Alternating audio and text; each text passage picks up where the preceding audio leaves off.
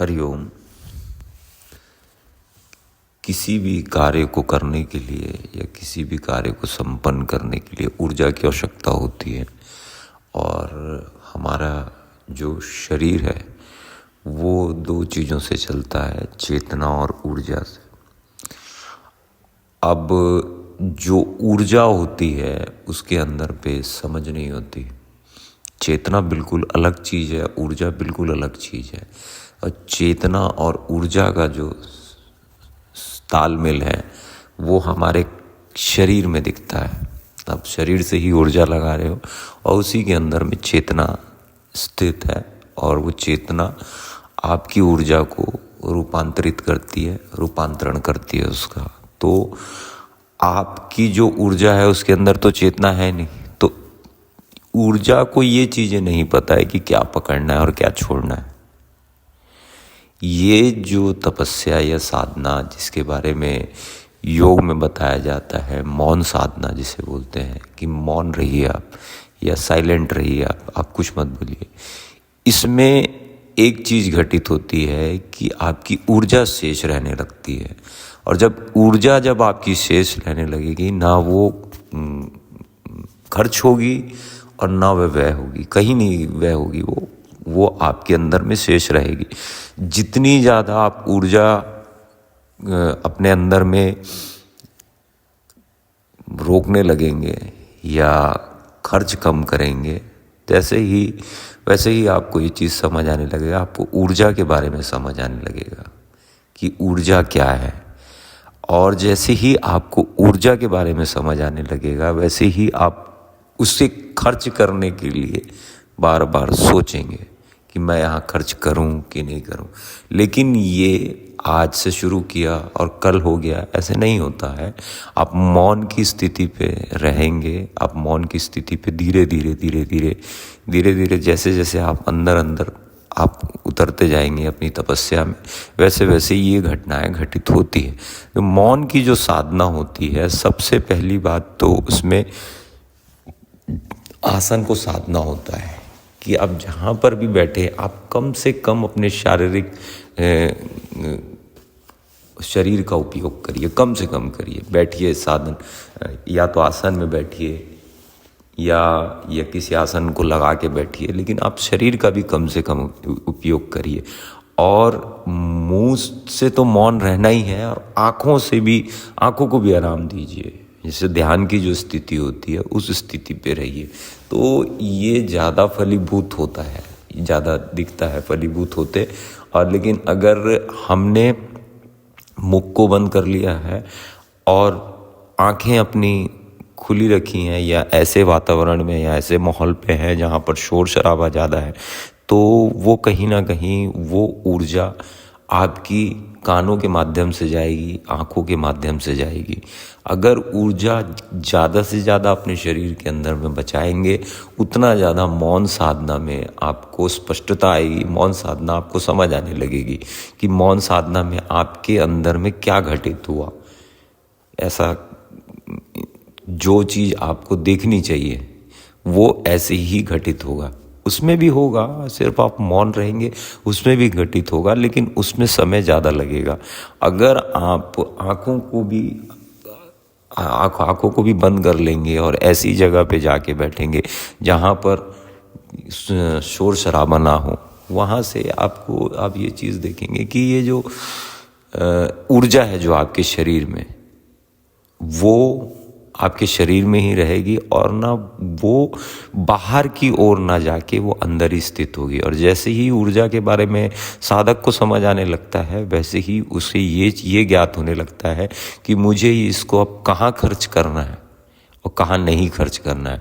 वैसे तो जो इस साधना को साधते हैं उनको कुछ खर्च ही नहीं करना पड़ता, उनके सारे काम वैसे ही हो जाते हैं।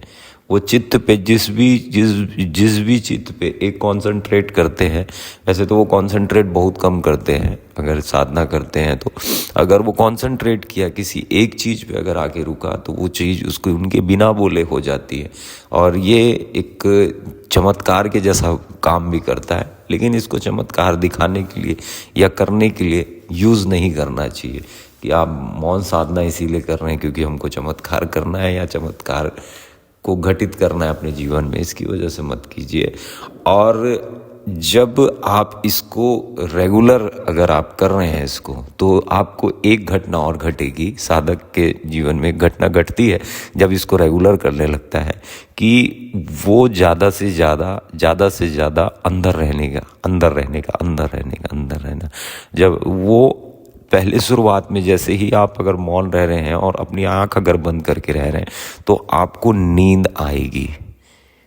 शुरुआत के कुछ दिनों में नींद आती है, तो अगर नींद आएगी आपको तो आपको सो जाना है। अगर सोना है तो आप सो सकते हैं, लेकिन फिर उठना है, फिर इस क्रिया को करना है।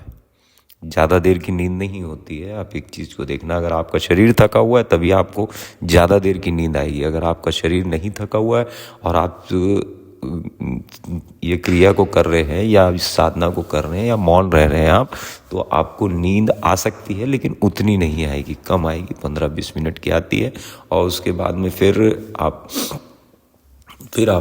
उसमें कार्य बदलने लग सकते हैं, अपने कार्य में लग सकते हैं, या इस साधना के बाद में जो भी आपका काम होगा वो कर सकते हैं। सबसे पहली बात कि आपको इसमें आहार को भी बदलना है। आपको आहार भी जो है उसको भी आपको सात्विक रखना है और कम लेना है, कि जितनी आपकी शरीर को आवश्यकता है आप उतना ही आहार लें। अगर उतना ही आहार लेंगे ना, तो जो भटकाव होता है मन का और जो दिमाग का और जो शरीर का आलसपन होता है, इससे भी आपको इसका दबाव नहीं बनेगा आपके शरीर में। तो जो ऊर्जा इसमें लग रही थी आपके शरीर की, वो भी ऊर्जा शेष रह जाएगी और आप मौन की उस स्थिति पे आ जाएंगे कि जिस समय आपकी सारे काम जो होते हैं वो बिना बोले ही हो जा रहे हैं। और कम से कम आप अपने शारीरिक या मानसिक उपयोग करेंगे। आपने ये साधना को करने से पहले 3 चीज़ों को देखना है। जैसे मैंने आपको बताया कि पहले मुख के साथ में आँख और कान को बंद करके रखना है। ऐसी जगह पे रहेंगे जहाँ पर शोर शराबा ना हो, ठीक है। दूसरी बात है कि जैसे ही आप रहेंगे तो आपको नींद आएगी, आपको इसको देखना है। और फिर जो मैंने आपको बताया कि आप अगर अपने खाने पे भी अगर सुधार करते हैं या आप उसको कम और समझ के लेते हैं जितनी आपकी शरीर की आवश्यकता है और सात्विक लेते हैं, तो भी आपकी ऊर्जा शेष होने लगेगी। और केंद्र में जैसे ही आप समझ आने लगेगा आपको कि मेरी जो ऊर्जा है वो कितनी बहुमूल्य है, उसी के बीच में ही आपको चेतना घटित होगी। आपकी चेतना भी उसी के अंदर ही घटित होगी। जहाँ शक्ति होगी चेतना अपने आप घटित होगी, क्योंकि शक्ति के बाद में ही आदमी अगर कोई सोच रहा है किसी चीज़ को पाने की या कि कोई कार्य करने की, तो उतनी ऊर्जा होगी उसके पास में, तभी वो सोचता है। तो ये जो घटना घटेगी आपके अंदर में ही घटेगी। तो आपको पहले कंसंट्रेशन में नहीं लगना है। पहले आप अपने आसन में बैठेंगे, आंखें बंद रखेंगे, मौन रहेंगे, कान में भी ज़्यादा शोर शराबे वाली जगह में नहीं रहेंगे, कान को भी आराम देंगे और खाने को भी ये करेंगे। बस इसके बाद में आप खुद ही पाएंगे, खुद ही घटेगा। ये जो घटना है आपके अंदर ही घटने लग जाएगी, पूरे अंदर आपके घटने लग जाएगी। इसे मौन साधना कहते हैं और इसका अभ्यास करते करते आदमी बहुत बड़ा विद्वान बन जाता है। हरिओम। मैं योगाचार्य शिवाय, doctor in naturopathy and yoga science. Her her Mahadev.